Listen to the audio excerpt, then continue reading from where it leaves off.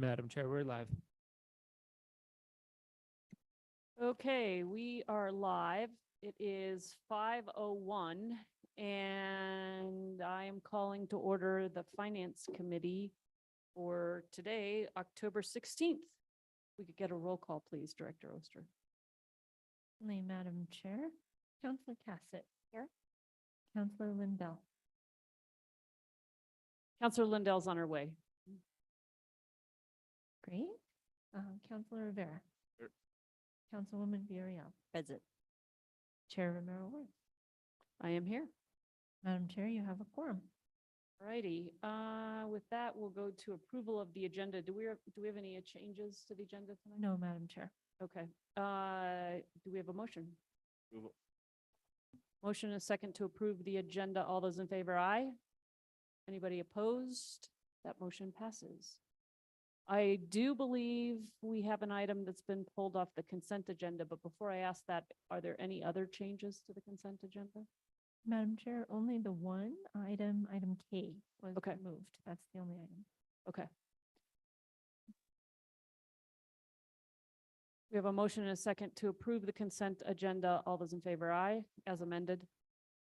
Anybody opposed? That motion passes as well. All right, we have a presentation tonight, an audit update from Director Oster, and welcome. And what news do you have for us? Thank you, Madam Chair. Well, I am pleased to report that we're continuing to work through the audit. We are plugging away. We had our Monday morning meeting with Clifton Larson Allen today at 8:30. The primary focus of discussion at that meeting was the deadline that we had established for today for FY23 period 13 transactions. We are working with utilities to enter some cash receipts that had not been entered yet for FY23. And we really appreciate Director John Dupuis and his staff working with us to get that wrapped up. We were also working on finalizing a payroll accrual and reversal for FY23. And just generally following up on remaining items. As I mentioned, today was the deadline that we had established for departments to submit any remaining period 13 journal entries for FY23. We will be working throughout the week, and I hope by early next week we'll be done with all the review. There were quite a few items submitted, so it's going to take a couple of days, but we're adjusting some staff permissions in order to make that review process go faster so we can get those remaining FY23 entries posted in Munis. Our Riggs Ingram is working on pulling some additional resources onto our audit, which will hopefully help the progress move more quickly. I expect to have more information about that at my next update. We also have a check-in meeting tomorrow with Car Riggs Ingram at 2 o'clock. So that'll be a good opportunity to get additional updates from Car Riggs Ingram about their progress. They did provide samples, and we did hear from them over the weekend on Saturday regarding their work plan for this week. So they were just checking on when different documents would be available that they had requested as part of their samples. We have a new hire in the finance department. Erminia Tapia joined us today as our administrative manager in the finance director's office. I'm really grateful to have Erminia. We also have another new hire in the cashier's office, Vincente, who was with us for a while as a temp, and then he went over to GCCC, and we're delighted to have Vincente back in the cashier's office. So that's good. I always like to celebrate those new hires. As I mentioned, we continue to have great support from city departments. The collaboration, particularly with utilities over the last week or two, has been really great, but the whole city is all hands on deck, jumping in. Auditing is a collaborative process, as I have kind of been, reiterating, and it requires time and effort from a lot of different folks, city staff, accounting consultants, and auditors. And this is a busy time for our partners in the audit world and in the consulting world. Most governmental audits in New Mexico are due to the state auditor between November 1st and December 15th. And I am very grateful for the excellent working relationship that we have with CRI and CLA. And I really feel that they have a strong commitment, as well as the city, to getting the audits caught up as quickly as possible. Madam Chair, those are my updates. This is my 38th audit update to the governing body and the Finance Committee this calendar year. And we will continue to keep the governing body posted as we make progress on getting these audits complete. Thank you, Director Oster, for that 38th review of what's going on in your department. Do we have questions from the committee? Okay, thank you. Appreciate it.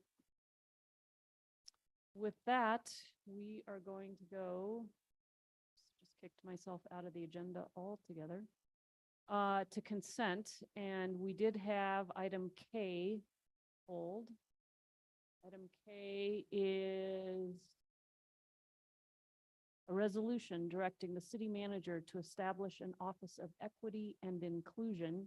And we have Leila Archuleta with us, the deputy city manager, to answer questions. And I want to alert the committee, we do have 2 minor amendments. And is it okay if I do those real quick? Counselor Lindell, I know you pulled this item. Okay. All right, let's just go to, they should be in your packets now. The first amendment, we cited the wrong page in the chart report. It should have been page, hold on, just lost it. It's on page 2, line 20. And we're replacing the page number 123 with 116 to reflect the proper page. Hold on, let me pull up the resolution.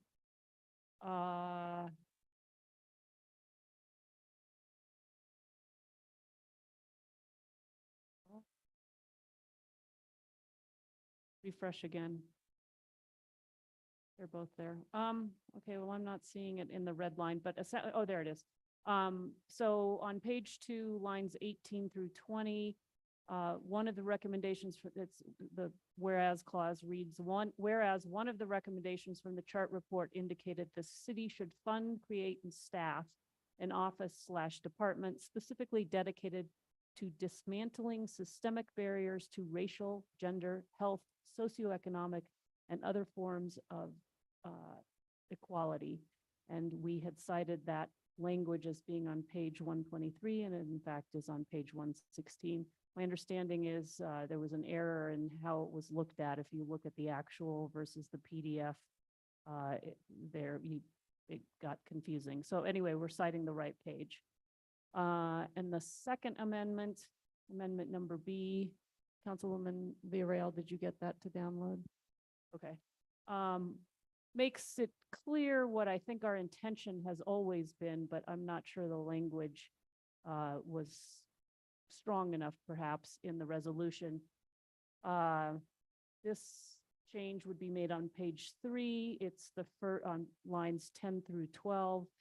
Now therefore be it resolved that the city manager shall formally establish an Office of Equity and Inclusion in the city manager's office and reporting to the city manager as an official internally and externally facing office of the city. So again, making clear that not only do we want the city manager to establish this office, but we are directing that it be placed in his or her office, and that the director of the Office of Equity and Inclusion would report directly to the city manager. And again, I think that has always been the intent of the sponsors, but maybe just needed clearer language in the resolution itself. So I would like to move both those amendments in one motion, Amendment A and Amendment B, and then maybe we can have discussion. We need a main motion on the floor. We do. Move to approve. Second. We have a motion and a second to approve this item. Then I would move that we adopt items A and B. Second? We have a motion and a second on the two amendments. Do we have any conversation about them? And if not, I think we have to get a roll call vote, right? If you get a roll call. Chair. Counselor Cassidy, Yes. Counselor Lindell, Counselor Rivera, Councilwoman Villarreal, Yes. Chair Romero Worth. Yes, Motion passes. And that was the motion to adopt amendments A and B. A and B, we did it in one. Okay, so now we have an amended bill, and Counselor Lindell, I think you pulled this bill. I pulled it too for the amendments, but I'll turn it over to you now. Thank you. Just before I start asking questions, I'm on page 3, line 4, inclusion. Is that sentence the way that the committee or that the sponsors intended it to be? Is it environment in which people, all people, or is it an environment in which people feel recognized, or is it in which all people, or, do we need people in there twice? I don't know. It just read funny to me when I read it. Maybe it needs a comma. I don't know. But I'm just pointing it out that that might be something. I mean, trust me, no one comes to me on grammar or spelling. I just found it a hard sentence to read. At a minimum, would need a comma if you were trying to emphasize it. I think we can get rid of Yeah, the some first one. people making light of the topic here. Okay, so the actual questions that I have are,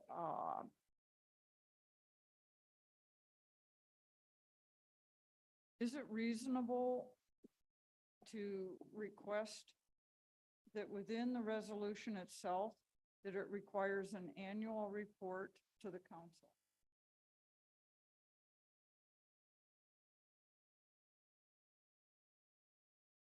Chair, Councilor Lindell, I would defer to the sponsors on that one. I know for other departments, we do have regular check-ins, but most of our departments do not have that requirement. So I think we would have to. I don't know, it just seems like it's something new. I mean, how, another question on it is, what's the evaluation of progress, or are we accomplishing what we want to accomplish with this? I mean, these are overriding questions of, in forming a new office, it's, is an annual report reasonable? How do you evaluate the progress? What's the stated progress that we want to have? Is it even reasonable to say that we do a review of the entire process 3 years from now? I don't know. And what's the time frame even for genuine establishment? Chair, Councilor Lindell, I would say the same thing to that as well, is that we don't have this requirement for any of our other departments. I know after the reorg, there was a lot of change and we didn't have that requirement. We're not opposed to it, but I think that if we made this a requirement for this department, we would have to make a requirement for other departments. I do feel strongly that they would be in front of you all frequently for various reasons, giving you, hopefully, if all goes as we planned, we'd like to have them in front of you all to talk about their work and grants they're applying and things of that sort. But I think that if we make it a requirement for this department, we would have to look at other departments that we would make. That might be a good idea too. I guess, can I chime in? So I don't think anything prevents us from, and I know I do this as chair, I think the other chairs do it as well. And even counselors can request, presentations from departments and or programs, that they're interested in hearing about. So I'm not sure that it has to be written. And I think the idea here is, this is broad, these are broad goals and direction, for this department. And I think what will happen is if this passes, we will work to hire a director. And then I anticipate that director looking at, kind of what are, we've given an awful lot of ground to cover. This is ongoing work. It's not going to be done in one pass. And it's going to have to be continually funded, continually worked on. And I think we need to get somebody in place to help define the vision. And then I think, from there, we can see, how do we look at whether they achieved whatever it was? And I think the city manager's office has an idea, for instance, about one of the first things you'd like to see them do internally. Perhaps, Assistant City Manager, you could speak to the audit that you're seeing. Thank you, Chairwoman. One of the things that we envision them starting off with is looking at all the department policies and procedures and just processes in general to figure out if there's more equitable options. And also, this would kind of inform them on a path forward on how we should proceed. Maybe there's grants that we could apply to that are specific to a department that they see that there's a great need for improvement or enhancement, in that area. So I think that we would look to them to do those department audits. They could look at our hiring practices, they could look at our land use code, things of that sort to make sure that it's an equitable. So, and the only thing I would add to that is that I think that internal review or audit of what we have or don't have will define an initial scope of work. And then we'll have to figure, and I imagine that scope of work will be fairly large, and we'll have to figure out where the starting point is. I also think that this new director will have to be looking externally, and hopefully is someone who's familiar with the community and who can begin to work and be in dialogue with various community groups and decide kind of the scope of work and the things that need to be worked on externally. And so I think there's still even though we've defined broadly what we think this office should do, it's pretty high level. And I think there's a lot more work that needs to be done once we have a director and that director has some vision, but then works internally and externally to develop more specific projects. And I don't know, Councilwoman Villarreal, if you think I'm defining that in the proper way, or if you see it differently as one of the co-sponsors. Thank you, Madam Chair. No, I agree with how you're explaining it. I think the one area that I would like us to evaluate is to make sure that this department is getting the resources to be effective in the community and accomplishing its goals and objectives. And by saying that is that they're actually getting the tools they need to do a good job. So not about benchmarks. If they're reaching certain goals, we're trying to get to a certain point, but are they getting the tools they need to be able to, like you said, complete a internal audit? If they're not getting departments the information they need to be getting that complete, then that's problematic. So I would say kind of on the flip side that we're making sure that they are getting the resources and tools to get the job done. So, and I would just adding to that, I think, the budget process every year will be one check-in point where, obviously we'll be approving a budget for this office, and they'll be asking and we'll be checking in on progress like we do other departments. But I think there's nothing that stops any of us from asking for updates, presentations, sense of the work that's going on and how that work is progressing. So I don't know that it has to be written, but I think it is something that we're gonna wanna, you know, we're not just gonna pass this tonight and then, or pass it next week, and then just walk away from it. This is gonna be something that's gonna take ongoing, oversight and interaction to make sure it's successful. But it also is gonna take a director who can come and define the initial scope of works and vision for what are the kind of the first things that this office should be doing. Because there is such a broad range of things, and this is hard work. It's going to take time, and it's probably ongoing work. It's not something that I ever see us being able to check the box and be like, yep, we're good. So I'm kind of uncomfortable with that we can't define more of what we want. How are we going to find, who's the director?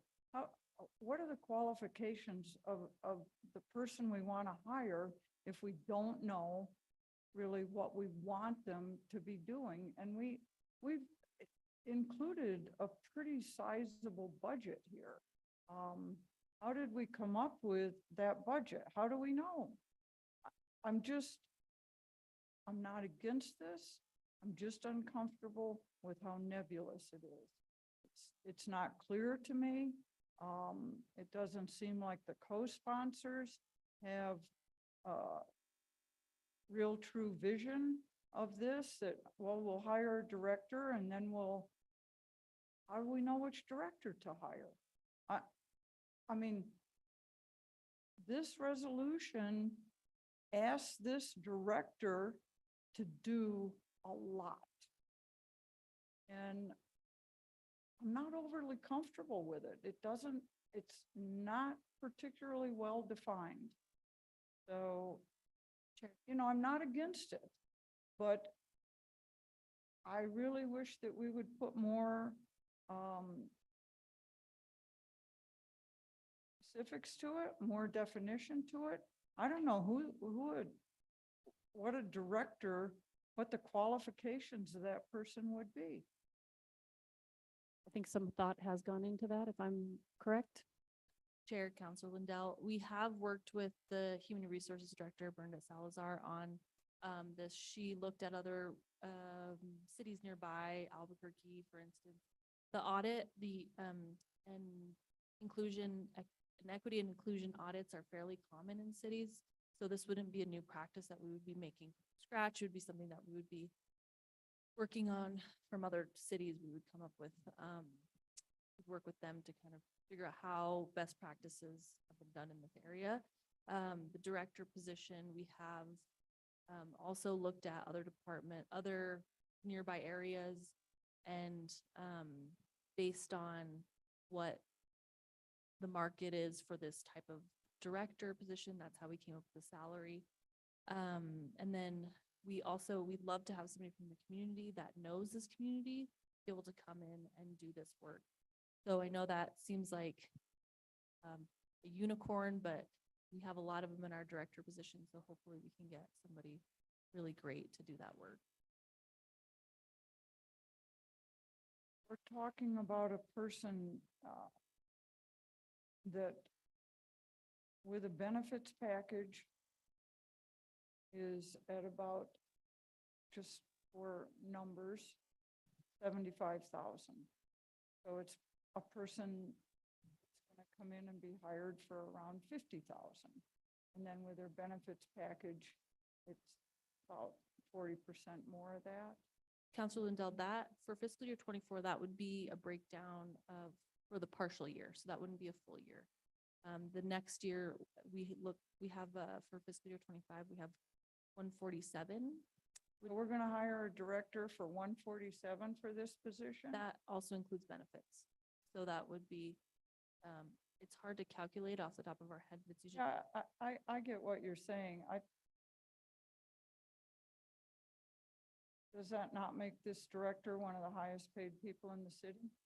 Not with including the benefits, because it's a pretty significant amount. I don't know if Director Oster has any input on that. Madam Chair and Councilors, about 40% is a good measure for benefits. You know, depends on the person's individual election for health insurance and things like that, but, you know, in the neighborhood of 40%. This would be very, very similar and on par with division directors. From just my quick math on it. Okay, and then additionally, another 225,000 in professional services. Those are contractual, yes. I believe that's operating? Oh, no, I'm sorry. My assumption that would be professional services and operating, so that'd be contractual, but also just general operating costs. I think for this, we would anticipate there to be, we would anticipate them to have contracts that they would be managing. So are we expecting this person to be able to write grants? We would definitely, that would be one of the well, that would be in the job description, because we really do hope that this person would supplement their budget with grants. And some of that grant money will have to be targeted to particular things. So, What that's, does that mean? well, it means that we'll have to look at the kinds of money that's available to do what kinds of things in the scope of the things that we're interested in. I would say, you know, one of the cities, of course, that we like to look at often is the city of Albuquerque, and I know we've brought this up before, but they have a fairly large grant that supplements their budget.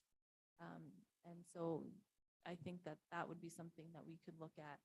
City of Albuquerque has not only a director, but they have multiple liaisons that they supplement with this grant that they have. And the only thing I would add to that is we are not trying to be the city of Albuquerque.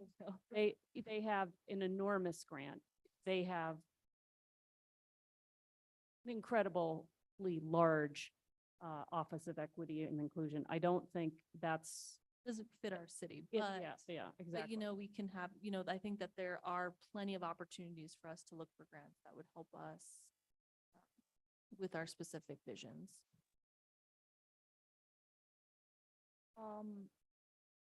As I said, I'm gonna vote for this, but I'm really concerned at how, non-specific and unclear it is. I don't, I mean, I'm voting for it conceptually, but I would have liked to had certainly more specifics and hows and whys of what we're really gonna do.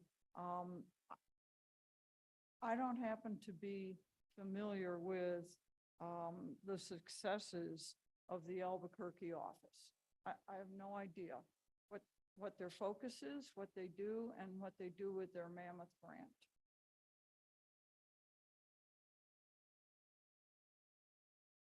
Again, I would say that in this resolution, we do outline broad umbrella of the kinds of things we want this office to do. And I think we're going to need a leader, a director, to work with the community and then also evaluate the results of our internal audit to decide kind of where our first steps are and where the need is most for some of the things that we've identified, which is, you know, where we want to create, you know, I can go through them, create processes, policies, plans, practices, programs, and services that meet the diverse needs of the population served, use evidence-based best practices to assess implicit bias and to promote anti-racism principles, to conduct an internal equity assessment of city departments, and to identify trainings to address inequities,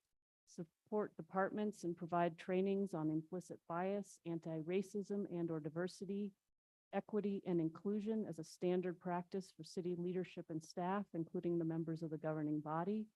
Collaborate with community partners in building education and outreach opportunities to address the barriers that marginalized groups and vulnerable communities face, and to promote public safety, quality of life, and human rights, and to work externally and internally in collaboration with community advocates and organizations to identify and address community needs.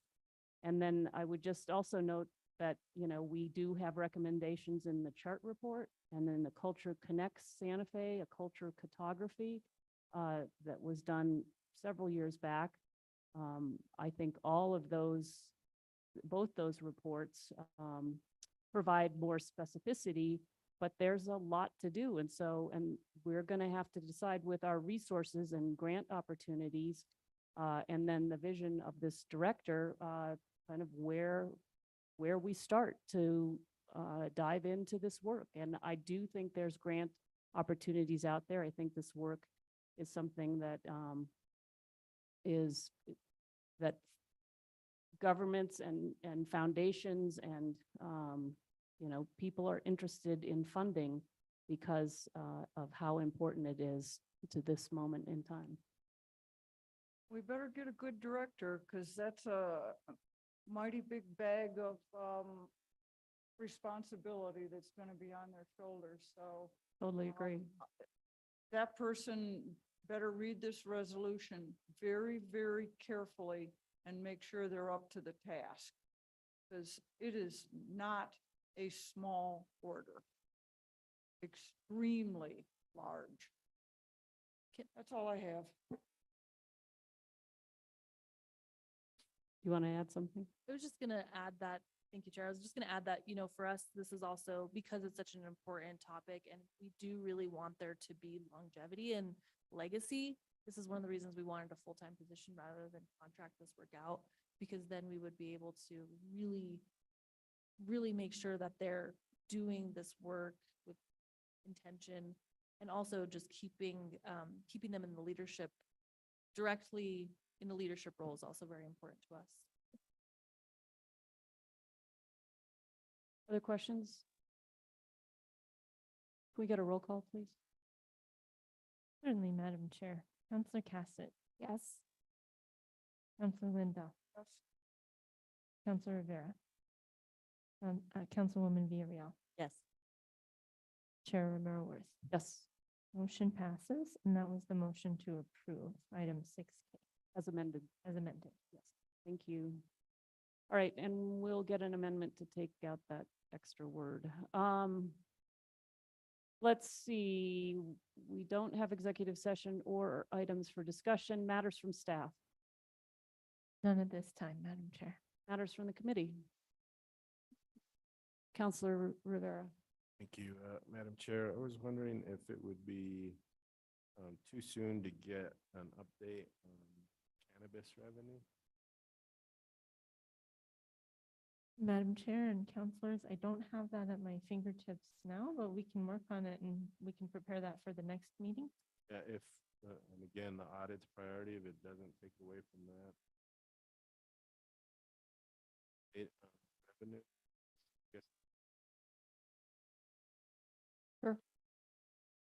Certainly, Madam Chair, we'll get that prepared for the next meeting. All right, other matters from the committee? All right, matters from the chair, our next meeting Monday, October 30th. And with that, we are adjourned. Thank you, everyone.